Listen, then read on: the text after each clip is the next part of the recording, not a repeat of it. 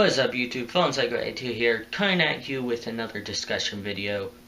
This video is about single deck formats. So, some of the most memorable formats of all time have been basically single deck formats, or we think of them as single deck formats. GOAT format was one. Synchro Plants, I know some other decks were played during that time, but it was really Synchro Plant format. Then there's Teledad format. Again, some other decks played, but Teledad was the dominant force at the time.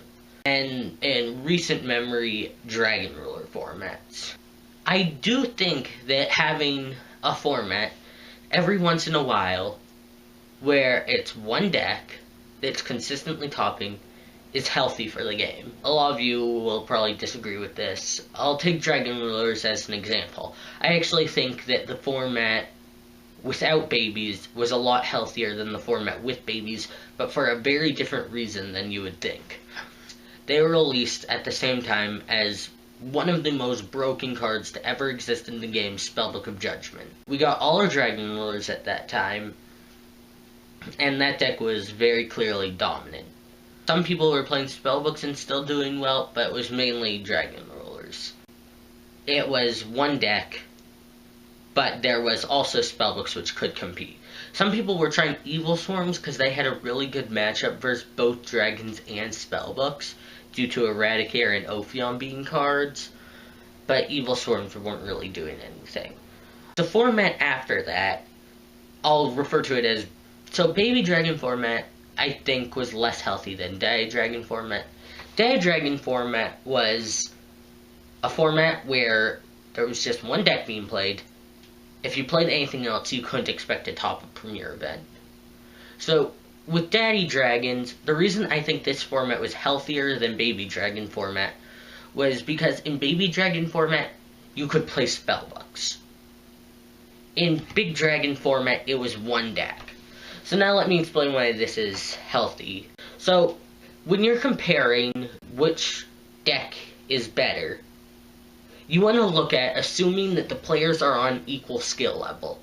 If you have one really amazing player playing something tier 2, like, let's say Harpies, versus some mediocre player playing Geargia, using this format as an example, the really great player is going to win. Sometimes you'll get the unbalance of the deck is just good enough that it's able to carry the player, as opposed to the player carrying the deck. You get things like that happening. But if you really want to test who the better player is, you should have them be playing a mirror match.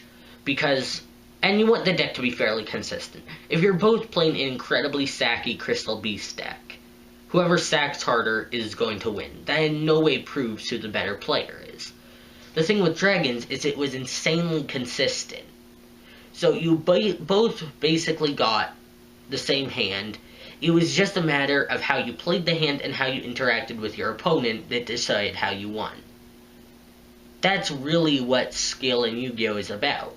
Being able to play your hand well, and being able to interact with the opponent's cards well. This is why I think single format decks are good for the game. Because when there's a single deck formats. Because when there's one deck, it's just, you play that deck. And usually that deck is always that deck is really good, or no one would be playing it. No one's gonna play a deck that wins 1 in 10 games off sack. And wins like 50% of their other games. Because that deck isn't going to do well at events. You want to play the deck that's as consistent as possible. So, in the mirror match, it's going to be consistent, and in a single deck format, it's going to be a real battle of skill. Why I think Baby Dragon format was less healthy is that there were Spellbooks, and that took away from the mirror match skill-based factor. Why I think these formats are slightly unhealthy, I really see two major problems. One, people get bored of playing the same decks over and over. Two, there's less creativity. Granted, there's still a good amount of creativity, people trying random decks. It was really interesting in Big Dragon format to see the evolution of how the game was developing, like at the beginning of the format, people started playing return. Then I started seeing trap stun being played to counter return.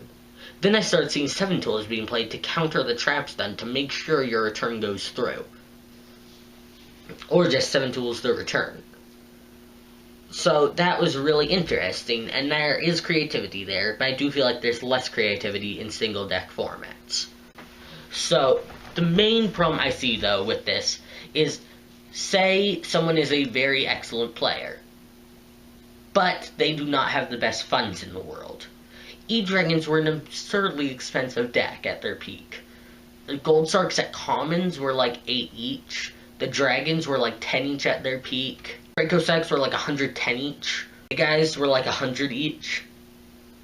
That's like $600 for that. And if you don't just have 600 spare dollars for the extra deck alone, let's say around $800 total, roughly, you lose that format.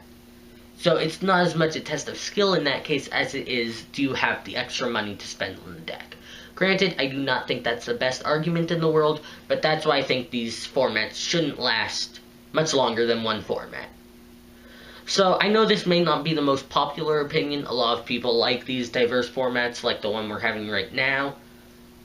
But this is what I think and why I think it's healthy. Thank you for watching, guys. Leave your thoughts in the comments. Rate, comment, subscribe. FallenPsycho82, sign out.